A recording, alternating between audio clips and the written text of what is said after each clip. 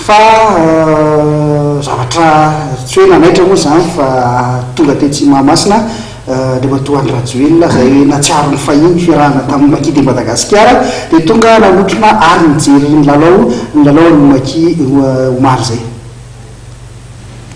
Natsiaro ny fiarahana fahiny dia tonga tetsy Mahamasina ihany koa Andriamatoa Rajoelina nijery ny lalaon'ny Maki izay nikatroka tamin'ny Zimbabwe. Na dia teo aza zay farisen'ny Maki izay nanoloana ny Zimbabwe izay dia nakahery ny mpilalao-ny Maki hatrany ny tenany. Zaho dia tonga reako ny asonareo sy ny namana rehetrarehetra hoe aza velaka ambony zay président fa za eto foana manampy anareo mandrakariva ary makahery anareo indrindra mimatotra zay ataontsika androany niezaka be tsika fa voninahitry Madagasikara ihany tsika zay ihany dia ary nyresahako tamin'ny président ny fédération tao hoe mila tosika sy fanampinanareo dia misy 10 millions d'ariary avy amiko omena anareo.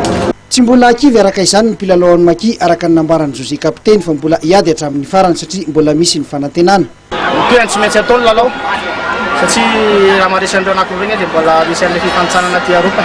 Tsy maintsy atao ny lalao tsy maintsy mbola ezaka ihany zany fa tsy dia kivy.